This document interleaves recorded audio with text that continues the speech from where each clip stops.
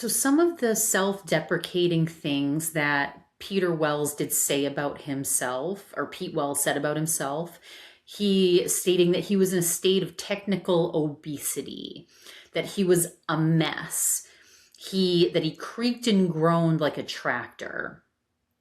He described the effort of getting out of a car and frequent nighttime bathroom trips between bouts of heartburn, while also noting stains and needing trousers let out. And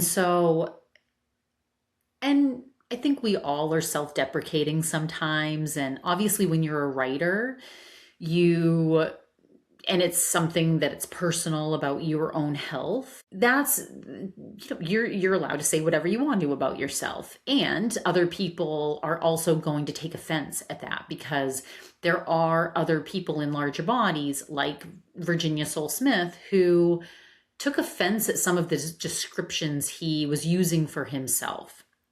For example,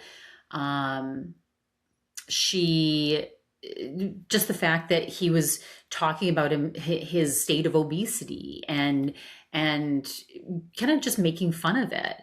And what Virginia Soul Smith on Burnt Toast was saying is, look, you don't need to go there. Look, if you want to quit your job, go for it, but you don't have to be so vocal about it.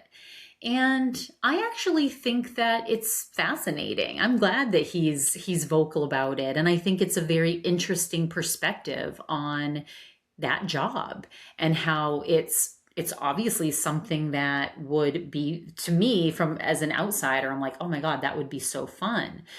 But if I didn't work out, like that last woman that talked about how she mainly eats vegetables when she's not doing a food critic piece, and she makes sure she goes out for walks and plays tennis.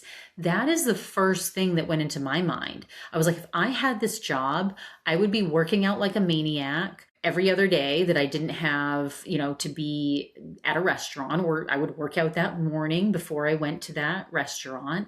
I would eat very light. I would use that as my indulgent day, and all the other days that I wasn't going out to eat would be very structured and very nutrient dense and very light. And I would be, again, just working out a ton to have that balance. And I think that some people are able to do that, and then some people struggle with finding balance.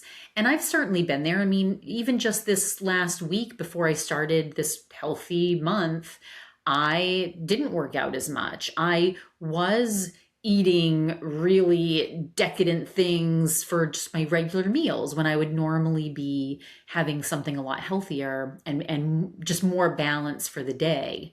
Some people are all or nothing types of people.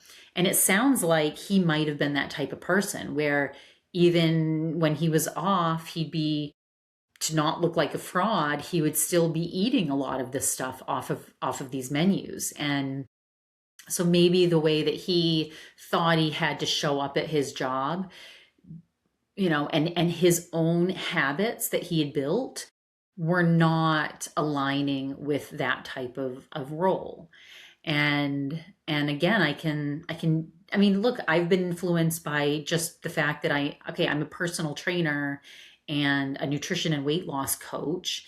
And I'm sitting here, posting clips about these incredible French fries that I ate and this cupcake that I was eating. And other trainers are posting steak and avocados and eggs, like that's all they're eating. And obviously, I am not your typical trainer. I am not sitting there being like, I eat so clean every day.